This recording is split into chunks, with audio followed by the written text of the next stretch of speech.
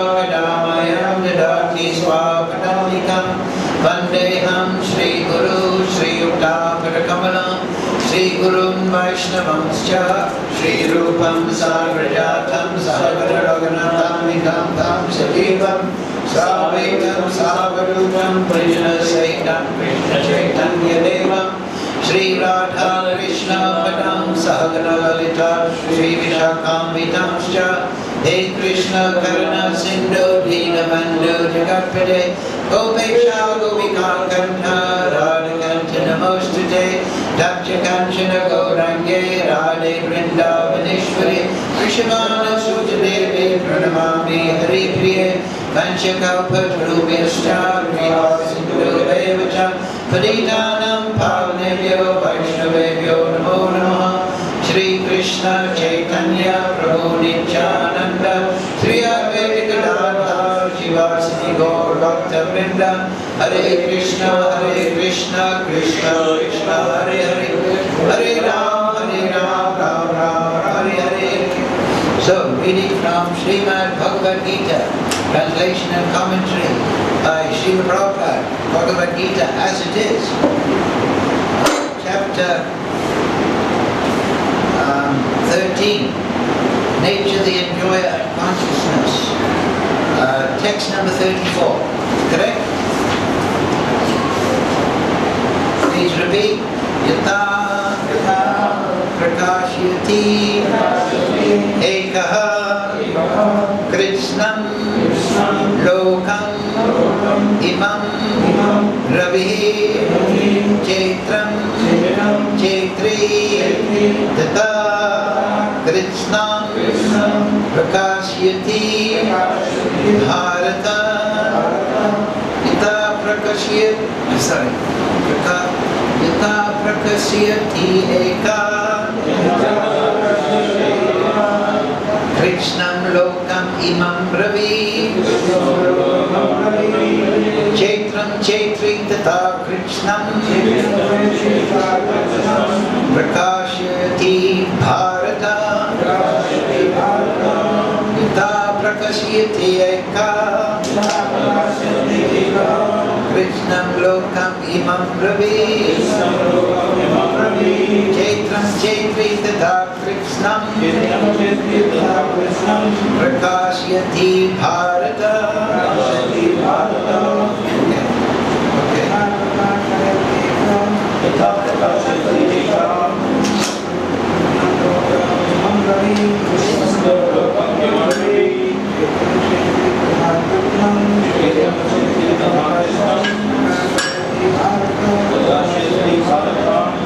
यथा प्रकाशयति एका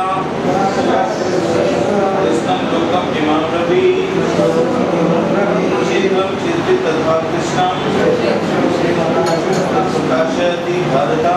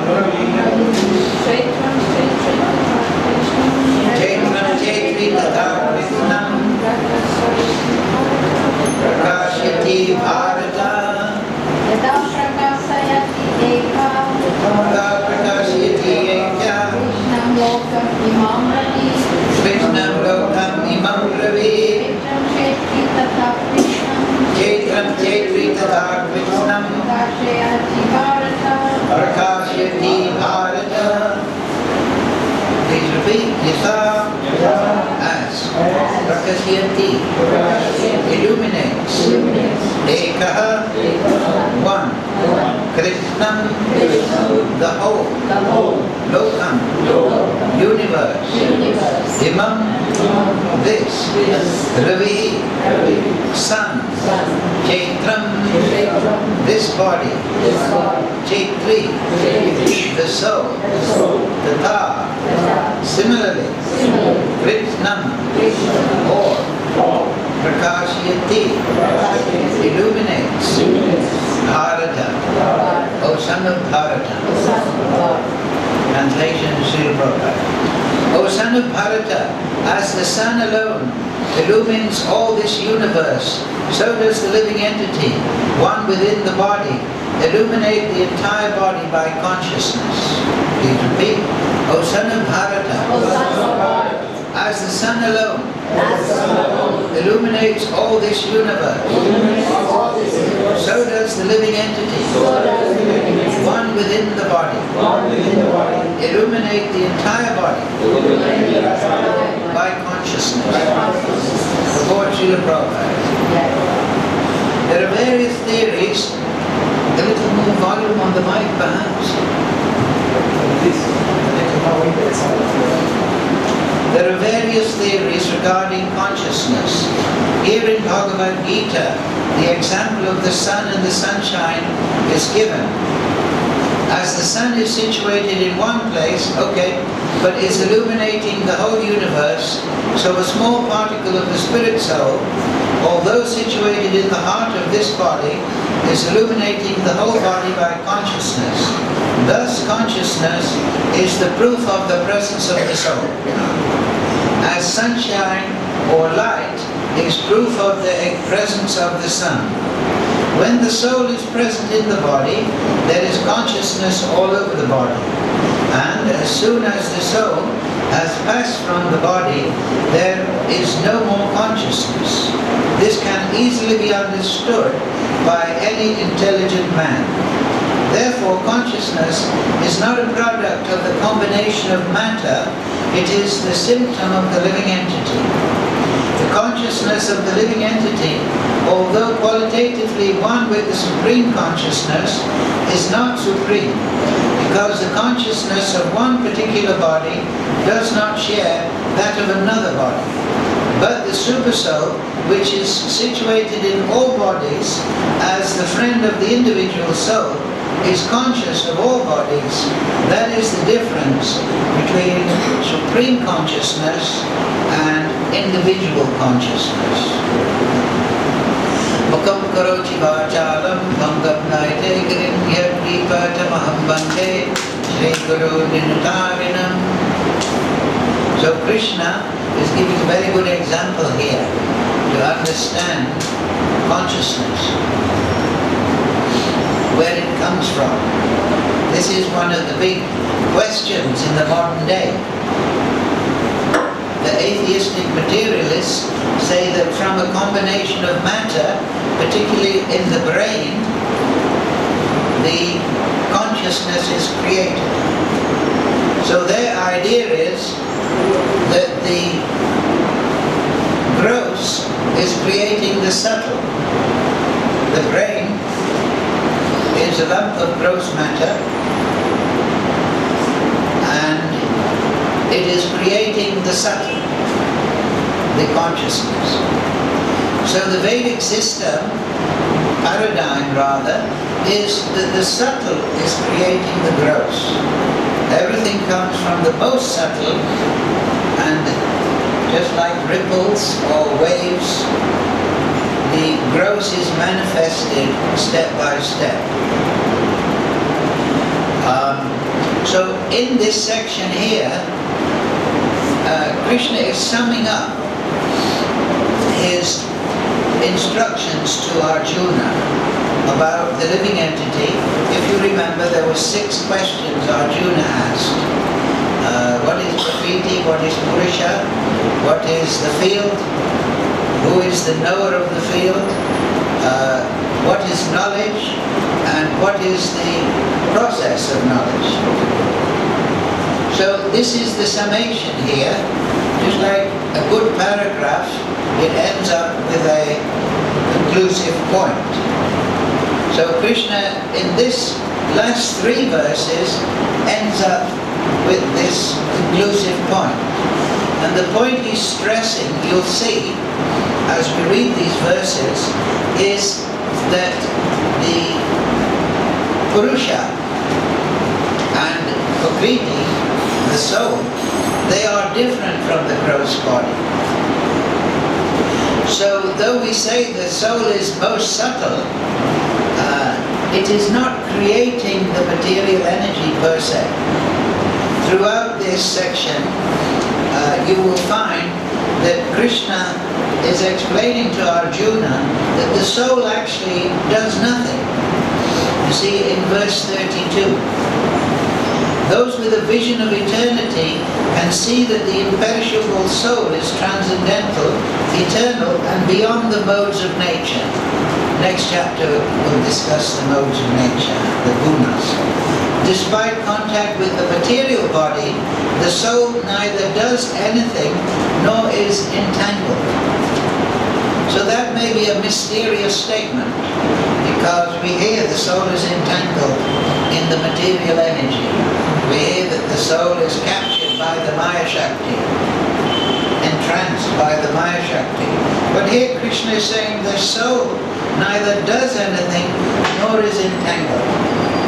So what this means is that the soul itself is not entangled in matter. But from the following verses, which we'll read in a moment, we see that it is the consciousness of the soul that is entangled in matter. Krishna is giving the example in this verse how the sun and the sunlight are compared to the soul and the consciousness. Just like the sun is generating light and heat, and we can affect that light and heat. We can shield ourselves from the heat. We can change the light as it comes through a window to a green color or a red color by a curtain or some kind of plastic. So similarly, the soul is just like, but we do not affect the sun because the sun is too powerful. We have no reach on the sun. So when Krishna says the soul does not do anything, he's meaning that the soul is not entangled, but the consciousness is entangled in matter by the arrangement of the Purusha, of the Supreme Lord. Earlier, I think 7th chapter, Krishna explained Yad Yad Vibhutimat Satman Srimat Pujitam Ekava. He said everything is pervaded by me with just a single spark of the splendor. So the material energy, all the souls, they are pervaded by Krishna. And from that standpoint, he is controlling the action and the reaction of the entangled living entity through the entanglement of the consciousness. Earlier, I think it's 4th chapter, Nainam Danji Shistrani Nanam Dahati Paraka Naklaidam Klevyatyapo Nashashayati Marana. That the soul cannot be cut into pieces, moistened by water, nor withered by the wind. However, the consciousness of the soul can be affected by matter. But even that affection by the consciousness or unconsciousness, sorry, never mind, can be affected by matter and the modes of material nature. So, but that entanglement is under the control of Krishna. In the 15th chapter we'll find, what's that verse we were saying on Wednesday? Matak Smitya Jnanam Apohanam Cha. Riddhi Sani Vishnu. The Supreme Lord is in the heart. He's pervading the soul. And through this pervasion of the soul, according to the desire of the soul, he is entangling the soul in the reactions and the perceptions of the material energy. But ultimately, the soul itself is aloof from matter and cannot be damaged by cutting, by fire, by wind, by moisture. So this is a very important point, that we are entangled by matter by ultimately the arrangement of Paramatma.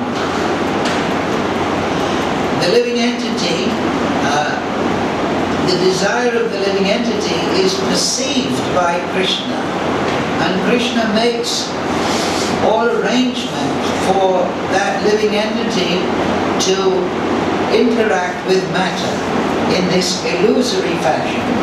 But ultimately, the consciousness and the soul particularly is aloof from matter. The example is given here earlier, that because of its subtle nature, yes, verse 33, that's the next one. The sky, due to its subtle nature, does not mix with anything, although it is all-pervading. So sky, if you look in the word for word, it's akash. So there's 5 divisions, 5 states of matter. There's the solids, earth, water, fire, air, and then there's akash. So Krishna is making the point that the akash, which is most subtle, does not mix with the framework of a building, with the cloth, but it pervades it from a different dimension, if you like, from a different state. Just in the same way that the sky does not mix with matter, but similarly, if you play music, and music ultimately, sabda, is based in ether, the music does not mix, or the vibration of the music does not mix with the air through which it travels. This column here, if you play some loud music, it will vibrate. But because of the effect of the music. But the music is not mixing, it is going through the element. So even more subtle than akash, mind, buddhi, ahankara, is the consciousness of the soul. So that really doesn't mix with matter, but by the arrangement of Krishna, he experiences the reactions of the modes of material nature. That is why Maya is also called mercy. It is the mercy of Krishna that the living entity enters into the illusion of material existence. Even though ultimately the soul and the consciousness are aloof from matter. But the soul is not damaged in any way, but the consciousness is affected. And that is because the consciousness, just like everything, is resting upon Krishna. This is a new perspective on viewing the material energy. That everything is resting upon Krishna. This is Krishna's word. So the consciousness is resting upon Krishna. The soul is resting upon Krishna. Everything is resting upon Krishna. Without resting upon Krishna, nothing can exist. This is the potency, the Achintya Shakti of the Supreme Lord.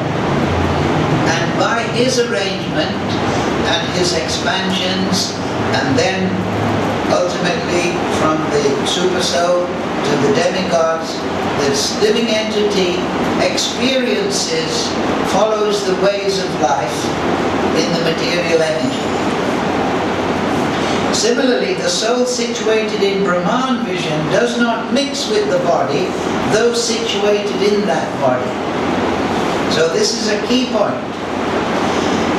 How does Krishna decide to entangle the consciousness in the body or on the transcendental platform? Ultimately, because Krishna, like we say, is in the heart, in the presence of the soul, is able, of course, to perceive the desire of the living entity. So when the living entity wants to enjoy matter, Krishna entangles the consciousness in the body and the reactions of the body with the external environment. But when the soul wants to meditate upon the Supreme Lord, or hear about the Supreme Lord, or chant about the Supreme Lord, or smaranam, or serve the Supreme Lord, when by the grace of the spiritual master, the Shastra, the sadhus, the soul develops Sevabhav, then Krishna situates the soul progressively in Brahman vision, above the modes of material nature. So of course we should not think the modes of material nature are here and the soul is above, ultimately. But the soul is above the material nature in the sense that the soul is situated now by attitude and desire in the spiritual energy. And the basis of entering that spiritual energy is Sevabhav.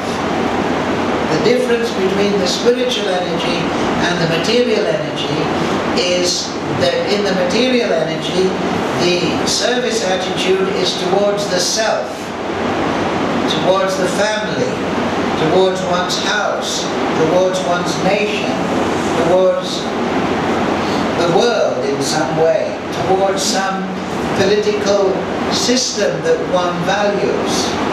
So the consciousness is self-centered. Whereas in Sevabhav, the consciousness is at the lotus feet of Krishna and Krishna's devotees for their pleasure. Just like many people, they come to Krishna consciousness. This is not to be criticized ultimately, but they think that the Hare Krishna mantra is something for my enjoyment. I'll gather knowledge from the Gita, so I'll be known as intelligent. I'll do smaranam, so I can get bliss. So this is still maintaining the self-centeredness. In the material world, we're using everything for our own aggrandizement.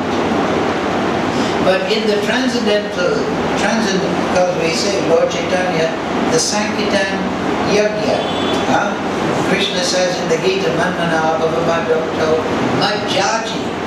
So you fix the consciousness on Krishna in a devotional way, and then you do everything as yagi, as a yajna for Krishna. So that is Sevabhav. I'm taking a shower for the pleasure of Krishna, so I look presentable at Mangalarti. I'm chanting my rounds for the pleasure of Krishna. I'm reading the Bhagavad Gita. Krishna says in the Gita, one who studies this conversation worships me, performs bhajan with his mind. I'm studying the Shastra for the pleasure of Krishna. Now the neophyte, he will, because of his conditioning, he will still be having this self-centeredness. It doesn't go in one flash. But by the grace of Sadhu Sangha, Guru, Krishna, Sevabhav, which is the actual nature of the soul, in its pure, unadulterated condition, will bring the consciousness, the sadhana bhakti, the vaidhi bhakti, will develop and grow the natural Sevabhav. That is there. Nitya Siddha Krishna Prem Sadhakavanai Shravanadi Sunachitte Karide Udai.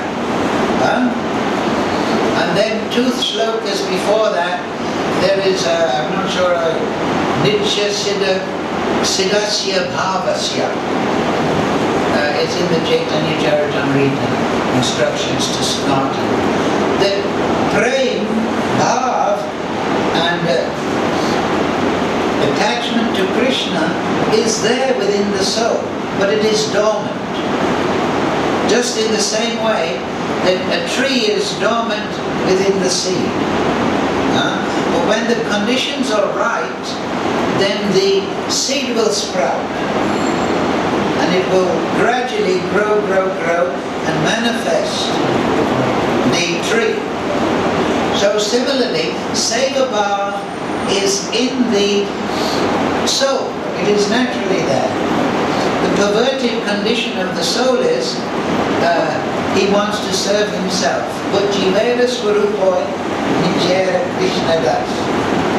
So the point is that is there naturally. So even through Vaidhi Bhakti and even Namabas chanting, this Seva Bhav will awaken in a natural format, just in the same way that a seed will naturally sprout when the spring is there, when water is there. So the devotee is considered like a gardener. He cultivates Krishna consciousness just in the same way that you cultivate a tulsi. You take care, keep the weeds away, grow the tulsi from the seed. So the soul is like that. Now it is dormant, sleeping. But Kalide Uda. And before that, Krishna says, what is it? Nityasiddha Krishna Prem Sadhu Kavanai. That this Krishna Prem is not coming from outside the soul.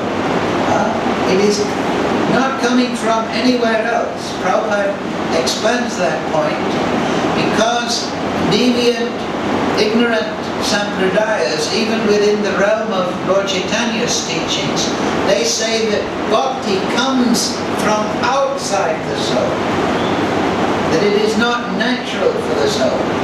And then they also say that the swarup is coming from outside the soul, that it is an external thing that is given by Krishna, and that the soul has no anand, they will say. They will say sometimes the soul is just sat, or that the soul is sat and chit. It is not sat, chit, ananda with vigraha form, but it is just, so this is impersonalism. And it means that the spiritual world is no different from the material world. In the material world they have an artificial body, and they conceive that in the spiritual world then you have an artificial spiritual body that jackets the soul. That means that bhakti and praying are external to the nature of the soul. They will say like that. And they will say Nitya Siddha Krishna Prem means that you must go to the Nitya Siddha, a Kas Goswami or a Kas Brahmana, a Nitya Siddha, and he will give you Swarup. He will give you Prem. This is the basic deviation that Srila Bhaktivinoda, Srila Bhakti Siddhanta Prabhupada and Srila Bhaktivedanta Prabhupada exposed as a great mistake in philosophy. So everything is within the soul, but it is in seed form, just like the tree is within the seed. The soul develops, and as the soul develops in the light and the nourishment of Krishna consciousness, Shravana Kirtana, Shravanadi Sudachitte, Viride Uda, it wakes up. Just like when you're sleeping, conscious, you awake to consciousness not because consciousness comes from outside, right? It is there, but it is dormant. So the inner nature is dormant within the soul. This is very important. But those that want to make control of, and those that are ignorant or motivated, they say, I am your Guru, I am giving you your Swarup, I am giving you prayer, and you are giving me donation.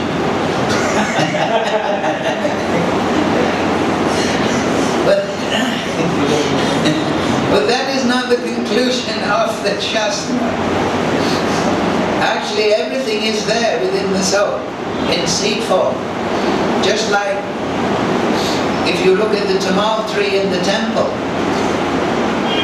did the leaves and the branches come from outside the seed? No, they sprouted from within. So this is the example given by the Acharya. Everything is there in the soul. And what makes it sprout? Seva bhava. That is the basic thing. The service attitude. Nitya Siddha Krishna Prem. But if you go to Krishna consciousness and you think, I will enjoy this rasa, and by imagination I'll get that body. I want to be a cowherd boy. I want to enjoy that in the spiritual world. Then where is your seva bhava? You were trying to enjoy the material energy, now you're trying to enjoy the spiritual energy.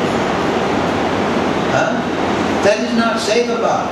No, I want to develop my swarup, which is inherent, intrinsic, natural to the soul, so that I can serve better. I can please Krishna better. Often gave the example, Mataji has heard many times, that the gopis, when they go to see Krishna in the Ras Leela, described in the Bhagavatam, they're not going there to enjoy Krishna, they're full of seva bhava. Let me go and see Krishna for his pleasure. He's playing the flute in the autumn night by the Jamuna. He's calling us because he wants to enjoy us. Krishna is Purusha and we are Prakriti. What is that verse? Apariyam Taskamyam Prakritim Vidime Param Jiva Bhutam Mahabaho Yedam Daritayara. The Jiva is Prakriti. It is subordinate. It is to the predominator. It is to be enjoyed by Krishna. And his enjoyment is natural when he pleases. Just like the mother, she gives everything to the child. She doesn't consider her own enjoyment. And the good child wants to serve the mother in return. So the spiritual world is mutual service between the Supreme Lord and his devotees, out of love, out of unselfish love. But the material world, why is there conflict? Because everybody is trying to serve themselves. And so therefore they collectively attack another group that's a threat to their enjoyment, either individually also or collectively. So this is the root cause, the selfishness in the material world. Just like the dogs in the street. This is my area of the street, and if you come here, I'll bite you on the leg. This is my section to enjoy. And this section is belonging to that.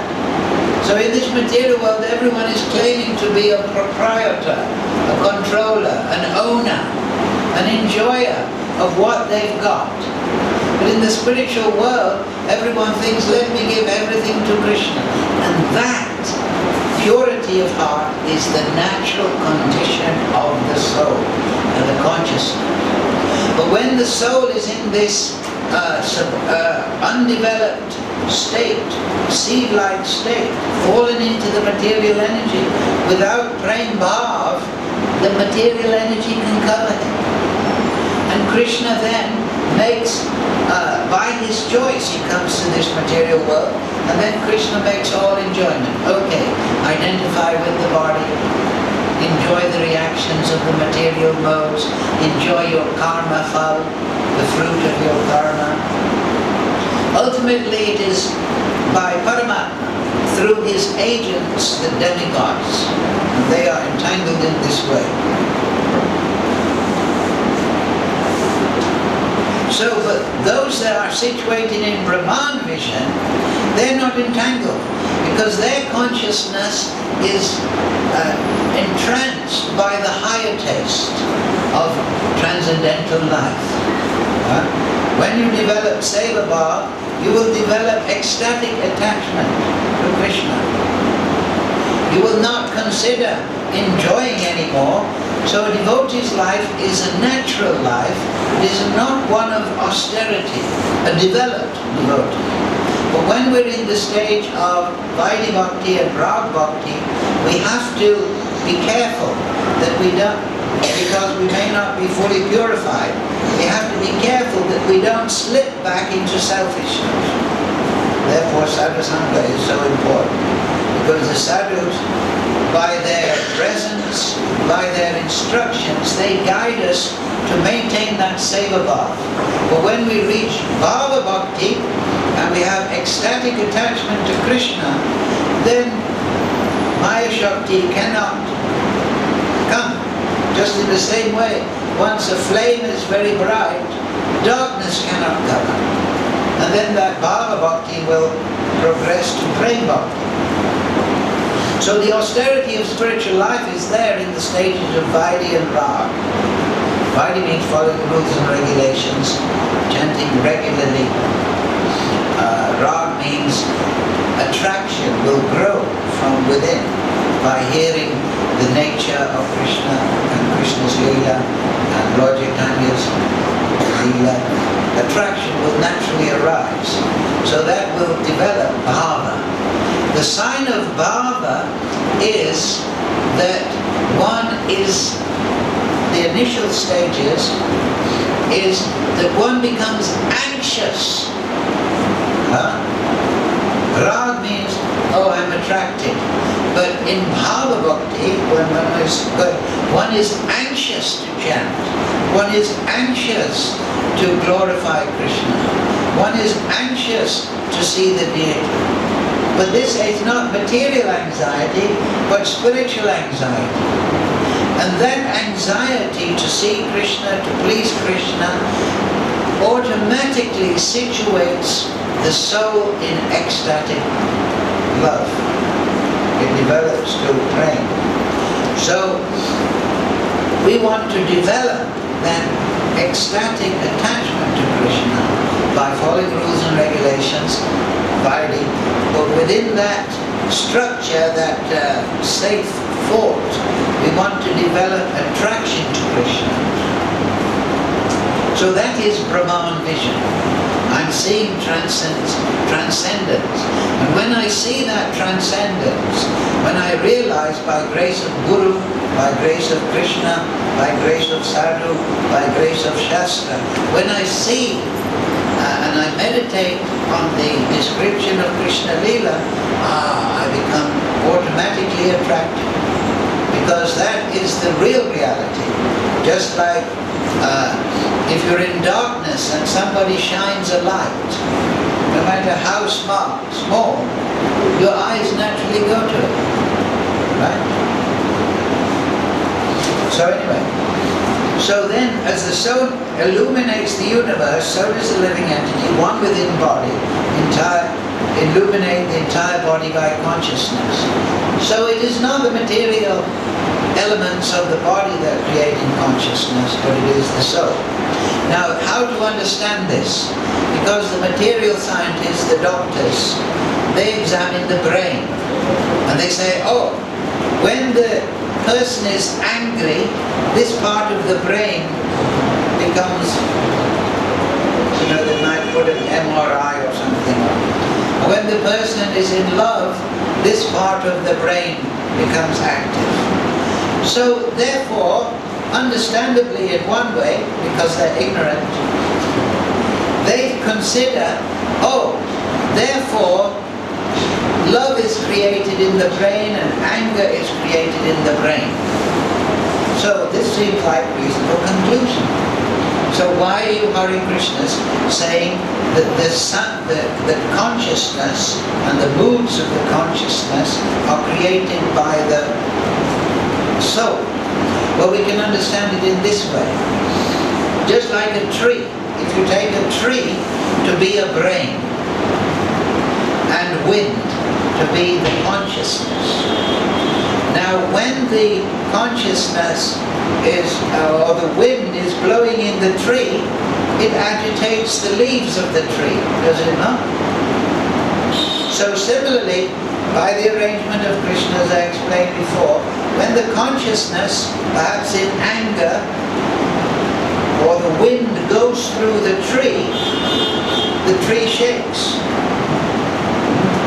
But what is making the shaking in the tree?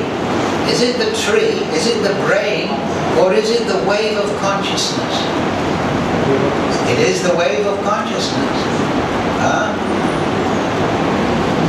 But the modern psychiatric drugs, they dull certain parts or stimulate certain parts of the brain. So yes, that is, so the brain and consciousness are like a tree and the wind. The brain is activated by the wind. But yes, when the wind hits the tree, it is altered. Right? When the wind goes through the brain, then the brain will shake. But now if you put, say, drugs into the tree, drugs into the brain, then the conscious, and you make the tree stiff. And that's what they do. They give sedatives, right? That makes the brain or the tree stiffer. So then when the consciousness hits the tree, it has less shaking. You understand how it's changed? And then if they put a stimulant, people take cocaine or some stimulant, then this is like making the tree looser. And then when the consciousness or the wind hits the tree, hitting the brain, so to say, then the tree or the brain shakes more. Right? So you stimulate the brain, it might like making the tree looser. So therefore the material scientist looks at this and says, look, when we give speed, then the brain becomes more agitated. And the subject, the patient, reacts in that way. When we give sedatives, he reacts by becoming more dull. So apparently then, but this is only affecting the tree. And the consciousness is affected in that way. You understand the point? The consciousness or the wind is affected by the tree, correct. But the ultimate expression of the soul is these moods, these rasas, happiness, asya, humor, astonishment, chivalry, compassion, anger, dread, ghastliness, the secondary rasas, fearfulness, or so on and so forth. So these are affected by messing around with the brain. There's no doubt. But that doesn't mean that the brain is creating those moods. Rather, you're affecting the brain's ability to perceive those moods. And you're dulling the consciousness in that secondary way. Well, Krishna consciousness means to take this consciousness and fix it on the Supreme. And then the consciousness becomes enlivened, and then the brain becomes enlivened and transcendentalized.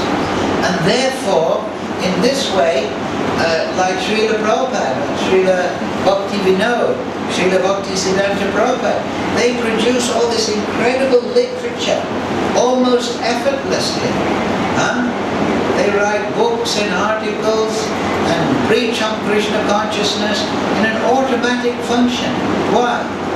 And if you were a material scientist, you could check their brain and you would see, oh, the sadhu's brain is very active. But that is, or more active than a dull person. But that is because now the soul is situated in Brahman vision.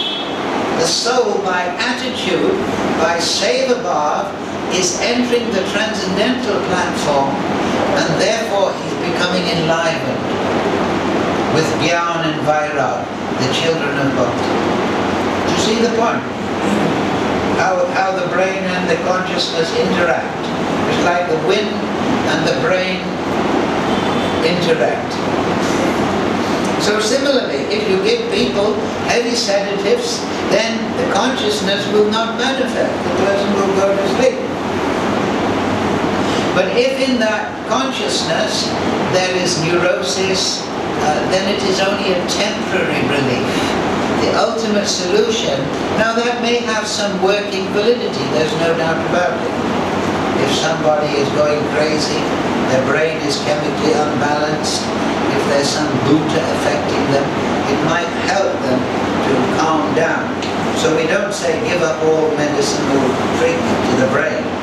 But you have to understand that ultimately all this agitation in the wind is because of the soul's attitude of enjoyment to the material energy, selfish enjoyment.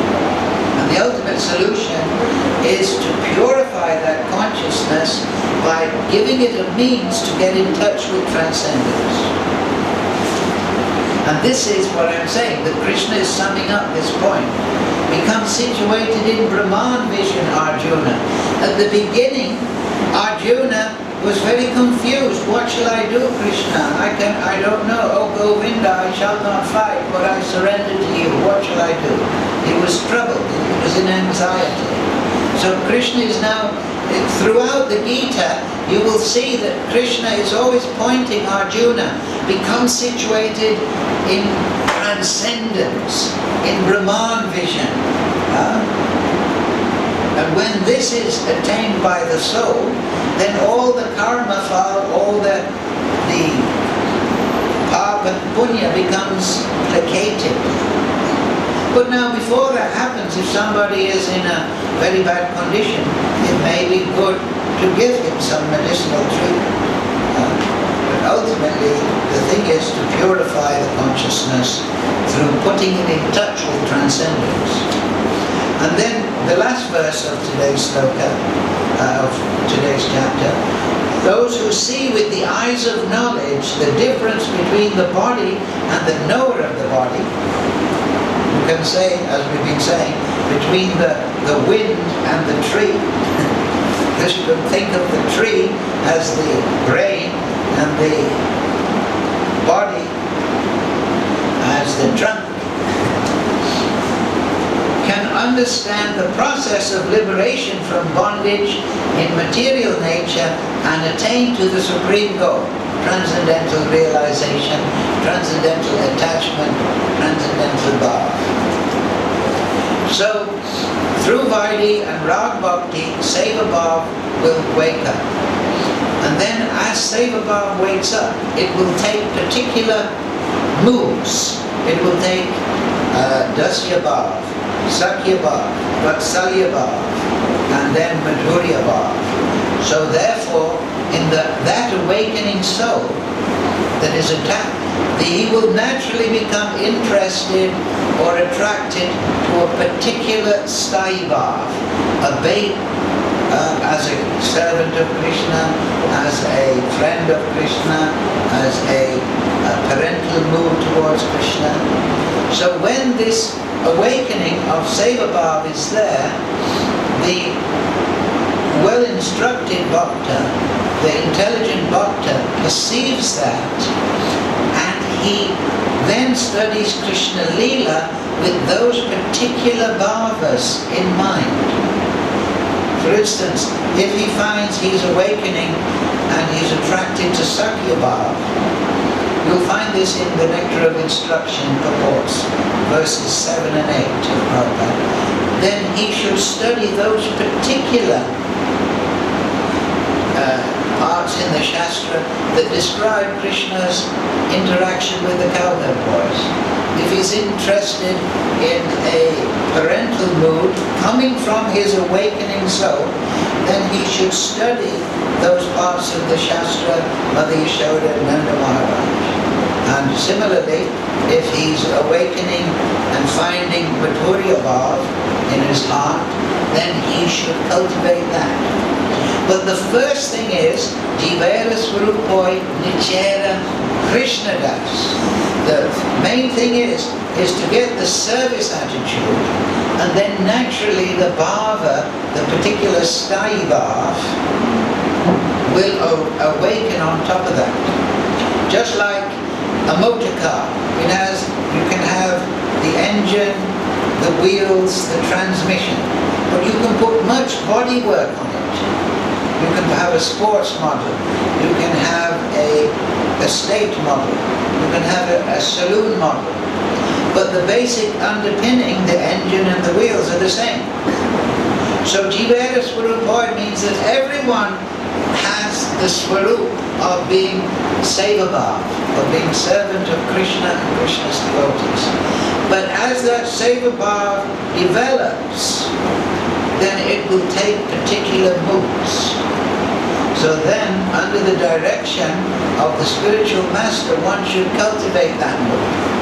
This is all explained in the later chapters of Jaiva Dharma. But the mistake of the upper sampradayas is that they immediately, from the neophyte condition, want to artificially imagine some swarup that they want. Instead of awakening their natural swarup, they think, that's what I want, and even though I don't know anything about Vaidhi, I don't know anything about Gita, I don't know anything, I don't have Sambandha Gyan, I don't have Abhideya Gyan, I'm going to imagine I'm with Krishna. But that also, if you study, what did Lord Chaitanya teach? He taught Vipralamba Sevabhav, that the devotee worships Krishna in the mood of Vipralamba. What is that verse? Nainam gladishru dharaya bhaganam hridaya gira kulike itam ukada kavaname grahane bhavishati. Feeling your separation, I'm feeling one moment, nimesha, like a millennium. So this is the awakening of bhava. There's a feeling of anxiety, separation from the Supreme Lord. And that draws out the natural Sevabhav, the natural Sthayibhav, on the basis of the foundation of pure service attitude.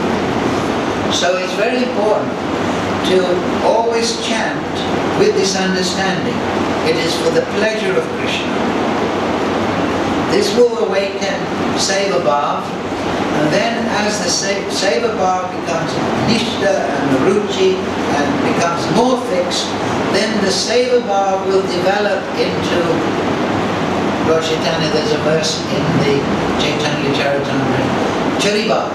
It says, I have come to make the world dance with Charibhav. And then the mood, the particular mood, will develop on the basis of Sevabhav. So, it is a mistake to think, oh, the gopis are enjoying the most. Mother Yashoda, I want to be like that, from the neophyte condition. Because we don't understand their Sevabhav, their mood. That is like jumping to calculus mathematics when you don't even know how to count to 10. You understand the point? First understand the basics, then learn fractions, then learn logarithms, then learn calculus, and then get your supercomputer to work it all out for you. Don't jump up to advanced practice. And this is in the Uddhava Gita. In the Uddhava Gita, Krishna says, what is piety? Piety is to act in accordance with your own particular level. For example, it is not considered impious for a neophyte to take on Ekadashi Mahaprasad grains, because he'll get some benefit. However, somebody that's already entered into the state of bhakti and is following rules and regulations under the directions of the Guru, if he takes grains on Ekadashi, Mahaprasad grains, then that is below his status as a bhakta. So that's impiety. But then if a middling devotee tries to artificially make a drama of the ecstatic emotions of a prem bhakta, then that is impiety. So under the direction of the sadhus, under the directions of the Guru, under the directions of the Shastra, we should practice in accordance with our level of development. And then we're going nicely.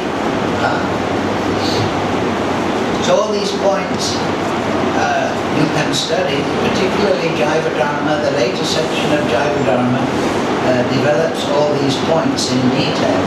That book is recommended by Srila Prabhupada. So we should not think, oh, I'm just going to read what Prabhupada wrote. Because Prabhupada wrote many things about reading other books. In Krishna book he says, if you want to know the Krishna Leela, you should read Krishna Bhavanamrita. It's there. He wrote that.